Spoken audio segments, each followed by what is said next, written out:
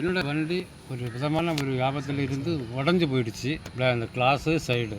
அதனால் இந்த கம்பெனி கொடுத்ததுனால, இந்த இன்சூரன்ஸ் கம்பெனி கொடுத்ததுனால எனக்கு நல்ல மாதிரி க்ளைம் பண்ணி அந்த இது முழு வேலையை முடித்து எங்களோட கையில் ஒப்படைத்து தந்தாங்க.